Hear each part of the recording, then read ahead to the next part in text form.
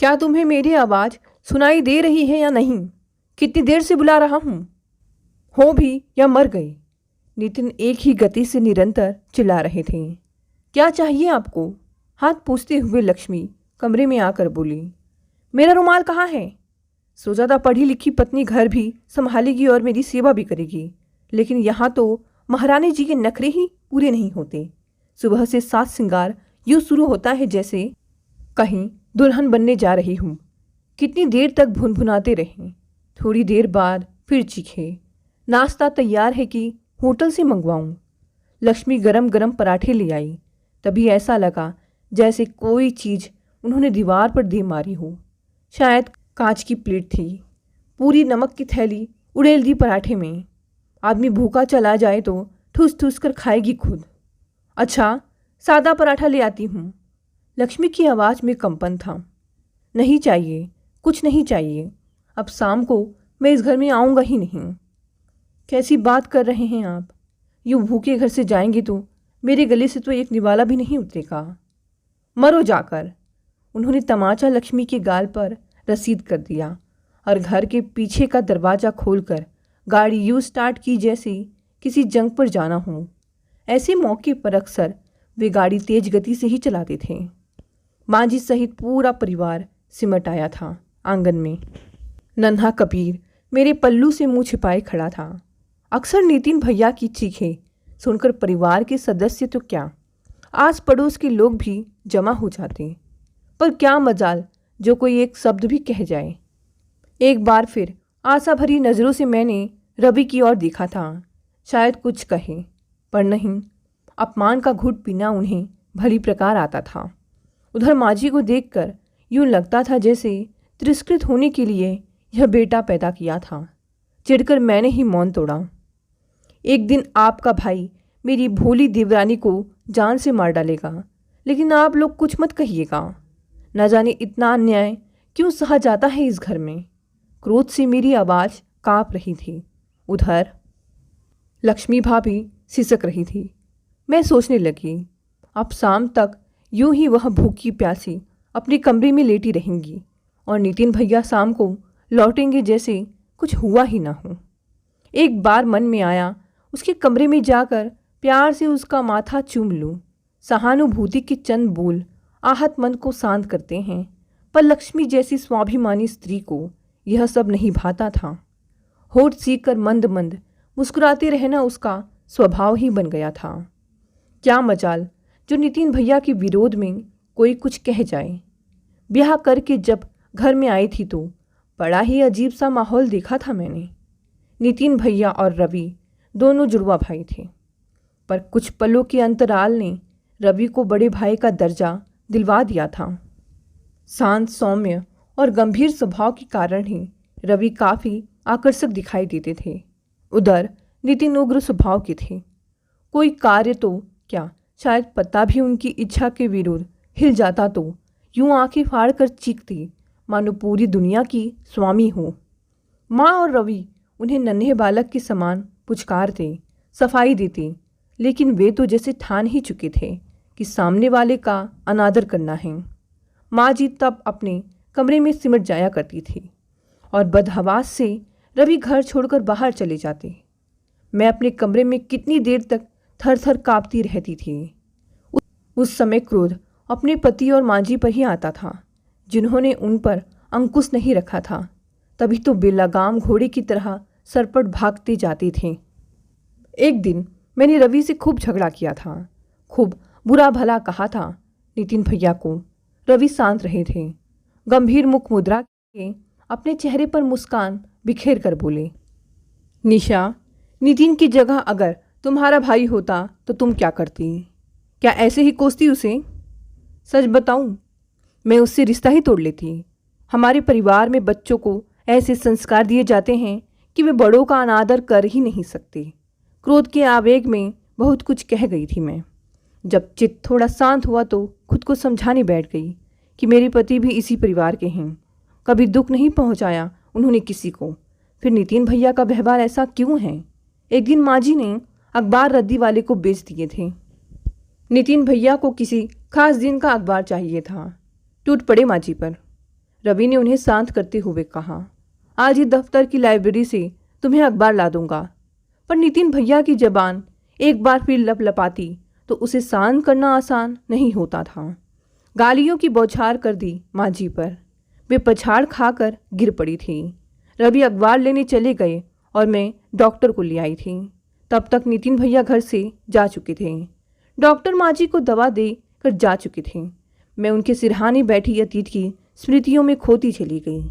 कैसे हृदय विहीन व्यक्ति हैं ये, संबंधों की गरिमा भी नहीं पहचानते। दिन बीतते गए। नितिन भैया के विवाह के लिए मांझी और रवि चिंतित थे। रवि अपने भाई के लिए संपन्न घराने की सुंदर व सुशिक्षित कन्या चाहते थे। मांझी चाह रही थी कि मैं अपने मायके की ही कोई लड़की यहाँ ले आऊँ, पर मुझे तो नितिन भैया का स्वभाव कभी भाया ही नहीं था। जानबूझकर दलदल में कौन फंसे। एक दिन रवि मुझसे बोले, निशा, नितिन के लिए कोई लड़की देखो। मैं विस्मय से उनका चेहरा निहारने लगी थी। समझ नहीं पा रही थी कि वे वास्तव में गंभीर हैं या यूं ही मजाक कर रहे हैं। नितिन भैया के स्वभाव से तो वही स्त्री सामंजस्य स्थापित कर सकती थी जिसमें समझौते व संयम की भावना कूट कूट कर भरी हो। घर हो या बाहर, आपा खोते एक पल भी नहीं लगता था उन्हें। मैं हल्के फुल्के अंदाज में बोली, ब्याह भले कराओ देवर जी का, पर उस तिथि की भी कल्पना की है क्या तुमने कभी, जब वे पूरे वातावरण को युद्ध भूमि में बदल देते हैं। मैं तो डर कर तुम्हारी शरण में आ जाती हूँ, पर उस गरीब का क्या होगा। मैंने बात सहज ढंग से कही थी, पर रवि गंभीर थे। मेरे दृष्टिकोण का मानदंड चाहे जो भी हो, पर रवि के तो वो प्रिय भाई थे और माँ जी के लाडले सुपुत्र। दोनों की दृष्टि में उनका अपराध्य क्षम्य था। वैसे लड़का सुशिक्षित हो, उच्च पद पर आसीन हो और घराना संपन्न हो तो रिश्तों की कोई कमी नहीं होती। कदकाठी, रूप रंग व आकर्षक व्यक्तित्व के तो वे स्वामी थे ही। मध्य प्रदेश वाले विनय बाबू की बेटी लक्ष्मी सभी को बहुत भाई थी। मैं सोच रही थी, क्या देंगे नितिन भैया अपनी अर्धांगिनी को। उनके शब्दकोश में तो सिर्फ कटु बाण हैं, जो कांटे सी पीड़ा ही तो दे सकते हैं। भाव और संवेदनाओं की परिभाषा से कोसों दूर यह व्यक्ति उपेक्षा के नस्तर ही तो चुभो सकता है। लक्ष्मी को हमारे घर आना था, वह आई भी। 2 भाइयों की इकलौती बहन। इतना दहेज लाई कि माँ जी पड़ोसिनों को गिनवा गिनवा कर थक गई थी। अपने साथ संस्कारों की अनमोल धरोहर भी वह लाई थी। उसके मृत स्वभाव ने सबके मन को जीत लिया। मुझे लगा देवर जी के स्वभाव को बदलने की सामर्थ्य लक्ष्मी में है। विवाह के दूसरे दिन स्वागत समारोह का आयोजन था। रवि की वकालत खूब अच्छी चलती थी। बड़े व अभिजात्य वर्ग में उनका उठना बैठना था। नितिन भैया चार्टर्ड अकाउंटेंट थे। निमंत्रण पत्र बांटे गए थे। ऐसा लग रहा था जैसे पूरा शहर ही सिमट आया हो। लक्ष्मी को तैयार करने के लिए ब्यूटिशियन को घर पर बुलाया गया था। लोगों का आना शुरू हो गया था। उधर लक्ष्मी तैयार नहीं हो पाई थी। नितिन भीतर आ गए थे। क्रोध के आवेग से बुरी तरह कांप रहे थे। सामने माँ जी मिल गई तो उन्हें ही धर पूछा, कहाँ है तुम्हारी बहू? महारानी को तैयार होने में कितने घंटे लगेंगे? मैं उनका स्वभाव अच्छी तरह जानती थी। बोली, ब्यूटिशियन अंदर है, बस 5 मिनट में आ जाएगी।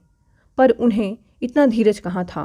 आओ देखा न ताओ, भड़ाक से कमरे का दरवाज़ा खोलकर अंदर पहुंच गए। शिष्टाचार का कोई नियम उन्हें छू तक नहीं पाया था। ब्यूटिशियन को संबोधित कर आंखें तरेरी। अब जूड़ा नहीं बना, चोटियाँ बन गई तो कोई आफत नहीं आएगी। गवारों को समय का ध्यान ही नहीं है। यहाँ अभी मेहंदी रचाई जा रही है, अलता लग रहा है, वहाँ लोग आने लगे हैं।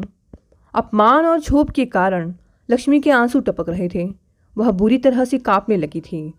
मैं भागकर रवि को बुला लाई थी। भाई को शांत करते हुए वे बोले, नितिन बाहर चलो, तुम्हारे यहाँ खड़े रहने से तो और देर हो जाएगी। मैं आपकी तरह नहीं हूँ जो बीवी को सिर पर चढ़ा कर रखूँ। मेरे मुंह से निकला शब्द पत्थर की लकीर होता है। रवि में न जाने कितना धीरज था जो अपने भाई का हर कटु शब्द सहन कर लेते थे। मुझे तो नितिन भैया किसी मानसिक रोगी से कम नहीं लगते थे। जैसे तैसे तैयार होकर नई बहू बैठक में पहुंच गई, लेकिन ऐसा लग रहा था मानो उसने उदासी की चादर ओढ़ी हुई हो। बाबुल का आंगन छोड़कर ससुराल में आते ही पिया ने कैसा स्वागत किया था उसका। हंसी खुशी के माहौल में सब काम सही तरीके से निपट गए। दूसरे दिन वे दोनों कश्मीर के लिए चल दिए थे। वहाँ जाकर लक्ष्मी ने हमें पत्र लिखा। ऐसा लगा जैसे अपने मृदु व कोमल स्वभाव से हम सबको अपना बनाना चाह रही हो। शुष्क व कठोर स्वभाव के नितिन भैया तो उसे औपचारिकताएं सिखाने से रहे। उन्हें तो अपनों को पराया बनाना आता था। उस दिन रविवार था। हम सब शाम को टीवी पर फिल्म देख रहे थे। दरवाजे की घंटी बजाने का अंदाज नितिन भैया का ही था। द्वार पर सचमुच लक्ष्मी और नितिन भैया ही थे। लक्ष्मी हमारे बीच आकर बैठ गई। हंसती रही, बताती रही। नितिन भैया अपने परिजनों स्वजनों से सदैव दूर ही छिटके रहते थे। मैं बार बार लक्ष्मी की उदास सुनी आंखों में कुछ ढूंढने का प्रयास कर रही थी। बात करते करते अक्सर वह चुप हो जाया करती थी। कभी हंसती, कभी सहम जाती। न जाने किस परेशानी में थी। मुझे कुछ भी कुरेदना अच्छा नहीं लगा था। दूसरे दिन से लक्ष्मी ने घर के कामकाज का उत्तरदायित्व अपने ऊपर ले लिया था। मेरे हर काम में हाथ बटाती। माँ जी की सेवा में आनंद मिलता था उसे। नितिन भैया के मुख से बात निकलती भी ना थी कि लक्ष्मी फौरन हर काम कर देती। एक बात विचारणीय थी कि पति के रौद्र रूप से घबराकर वह उसके पास पल भर भी नहीं बैठती थी। खुश रहती थी, लेकिन पति के सानिध्य से जैसे उसे घृणा सी होती थी। कई बार जब पति का तटस्थ व्यवहार देखती तो उन्हें खींचकर सबके बीच लाना चाहती, लेकिन वे नए परिवेश में खुद को ढालने में असमर्थ ही रहते थे। सुसंस्कृत व प्रतिष्ठित परिवार में पली बड़ी औरत इस धुरी विहीन संस्कार विहीन पुरुष के साथ कैसे रह सकती है। मैं कई बार सोचती थी, इस का पुरुष से उसे घृणा नहीं होती होगी। वैसे उन्हें का पुरुष कहना भी गलत था। कोई सुखद अनुभूति हुई तो जी जान से कुर्बान हो गए, मगर दूसरी ओर से थोड़ी लापरवाही हुई या जरा सी भावनात्मक ठेस पहुंची तो मुंह मोड़ लिया। एक बार रवि दौरे पर गए हुए थे। मैं अपने कमरे में कपड़े संभाल रही थी कि देवर जी की बड़बड़ाहट शुरू हो गई। कुछ ही देर में चिंगारी ने विस्फोट का रूप ले लिया था। उनके रजिस्टर पर मेरा बेटा तिरछी रेखाएं खींच आया था। हर समय चाची के कमरे में बैठा रहता था। लक्ष्मी को भी तो उसके बिना चैन नहीं था। बेवकूफ़ ने मेरा रजिस्टर बर्बाद कर दिया। गधा कहीं का, अपने कमरे में मरता भी तो नहीं। नितिन भैया चीखे थे। लक्ष्मी ने एक शब्द भी नहीं कहा था। क्रोध में व्यक्ति शायद विरोध की प्रतीक्षा करता है, तभी तो वार्तालाप खींचता है। आँख बबूला होकर नितिन पलंग पर पसर गए। अचानक पलंग से उठे तो उन्हें चप्पल नहीं मिली। पोछा लगाते समय कमली ने शायद पलंग के नीचे खिसका दी थी। कमली तो मिली नहीं, सो उन्होंने थप्पड़ मार डाला मेरे बेटे को। लक्ष्मी ने उसके चारों तरफ कवच सा बना डाला, पर वे तो लक्ष्मी को ही पीटने पर तुले थे। मैं भागकर अपने बेटे को ले आई थी। गाल सहलाती जा रही थी और सोचती भी जा रही थी कि क्या कबीर का अपराध अक्षम्य था। किसी को भी मैंने कुछ नहीं कहा था। चुपचाप अपने कमरे में बैठी रही। पति को शांत कर कुछ समय बाद लक्ष्मी मेरे कमरे में आकर मुझसे क्षमा याचना करने लगी। मैं बुरी तरह से उत्तेजित हो चुकी थी। अपने आप को पूर्ण रूप से नियंत्रित करने का प्रयास किया, लेकिन असफल ही रही। बोली, देखूंगी जब अपने बेटे से ऐसा ही व्यवहार करेंगी। लक्ष्मी दया का पात्र बनकर रह गई। बेचारी और क्या करती। हमेशा की तरह उसे बैठने तक को नहीं कहा था मैंने। शाम को अपनी गलती पर पर्दा डालने के लिए नितिन भैया खिलौना बंदूक ले आए थे। कबीर तो सामान्य हो गया। अपमान की भाषा वह कहाँ पहचानता था, लेकिन मेरा आहत स्वाभिमान मुझे प्रेरित कर रहा था कि यह बंदूक उस क्रोधी के सामने फेंक दूँ और कबीर को उसकी गोद से छीनकर अपने अहम की दृष्टि कर लूँ। लेकिन मर्यादा की अंश सहेजना रवि ने खूब सिखाया था मुझे। उस समय अपमान का घूंट पीकर रह गई थी। दूसरे की भावनाओं की कद्र किए बिना अपनी बात पर अड़े रहकर मनुष्य अपने अहंकार की दृष्टि भले ही कर ले, लेकिन मधुर संबंध जो आपसी प्रेम पर टिके होते हैं खुद ब खुद समाप्त होते चले जाते हैं। उसके बाद तो जैसे रोज का नियम बन गया था। लक्ष्मी जितना अपमान व आरोप सहती, उतनी ही यातनाओं की पुनरावृत्ति अधिक तीव्र हो जाती थी। भावनाओं से छलकती आंखों में एक शून्य को टंगते कितनी बार देखा था मैंने। विरोध की भाषा वह जानती नहीं थी। पति का विरोध करने के लिए उसके संस्कार उसे अनुमति नहीं देते थे। उधर नितिन भैया को कई बार रोते हुए देखा मैंने। इधर लक्ष्मी अंतर्मुखी बन बैठी थी। कितनी बार उसकी उदास आंखें देखकर लगता जैसे पारिवारिक संबंध हो व सामाजिक दायित्वों का निर्वाह करने में असमर्थ हो। 1 वर्ष के विवाहित जीवन में वह सूख कर कांटा हो गई थी। अब तो माँ बनने वाली थी। मुझे लगता उसकी संतान अपनी माँ को यूँ तिरस्कृत होते देखेगी तो या स्वयं उसका अपमान करेगी या गुमसुम सी बैठी रहेगी। एक दिन लक्ष्मी की भाभी का पत्र आया।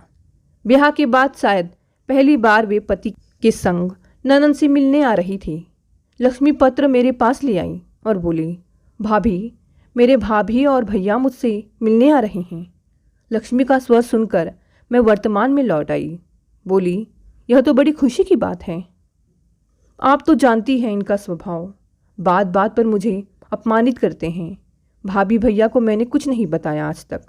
उनके सामने भी कुछ अगर। उसका गला रूंध गया। दोषी कौन है लक्ष्मी? अत्याचार करना अगर जुर्म है तो उसे सहना उससे भी बड़ा अपराध है। मैंने उसे समझाया। मैं मात्र संवेदना नहीं जताना चाह रही थी। मैंने आगे कहा, पति को सर्वशक्तिमान मानकर उसके पैरों की जूती बनकर जीवन नहीं काटा जा सकता। पति पत्नी का व्यवहार मित्रवत हो तभी वे सुख दुख के साथी बन सकते हैं। लक्ष्मी अवाक सी मेरी ओर देखती रही। उसका सोया विवेक जैसे विकल्प ढूंढ रहा था। दूसरे दिन सुबह ही उसके भैया भाभी आए थे।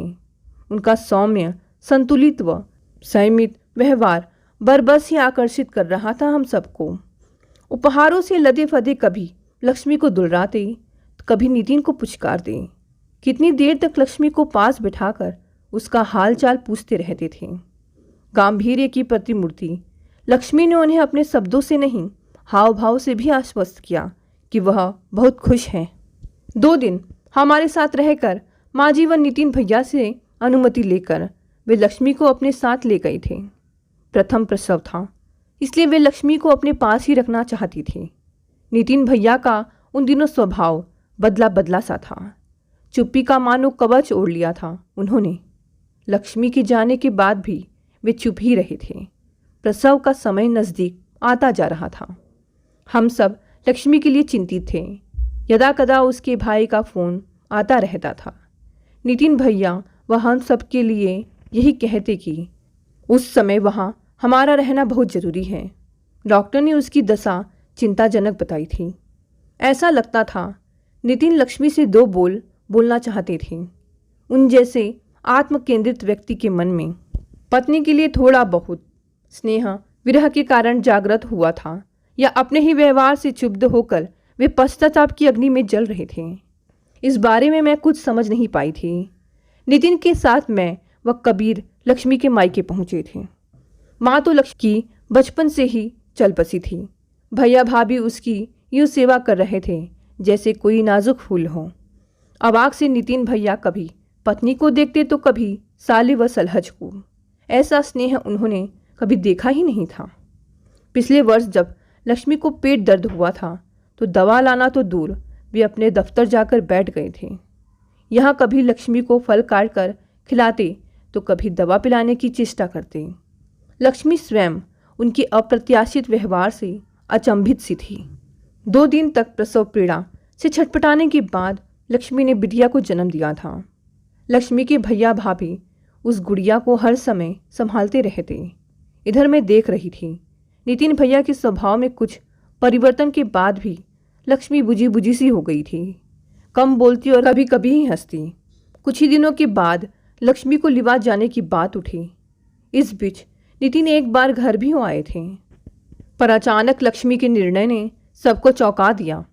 वह बोली, मैं कुछ समय भैया भाभी के पास रहकर कुछ कोर्स करना चाहती हूँ। ऐसा लगा जैसे दाम्पत्य के कलेश और सामाजिक प्रताड़ना के त्रास से वह अर्धविक्षिप्त होती गई। लक्ष्मी का मनोबल मानो सुदृढ़ सा हो उठा। कहीं उसने नितिन भैया से अलग रहने का निर्णय तो नहीं ले लिया। स्पष्ट ही लग रहा था कि कोर्स का तो मात्र बहाना है।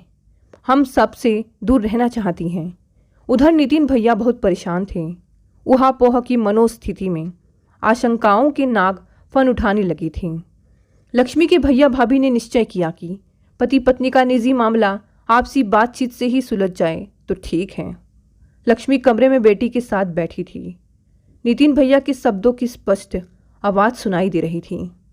लक्ष्मी से उन्होंने अपने व्यवहार के लिए क्षमा याचना की, लेकिन वह फिर भी चुप ही बैठी रही। नितिन भैया फिर बोले, लक्ष्मी, प्यार का मोल मैंने कभी जाना ही नहीं।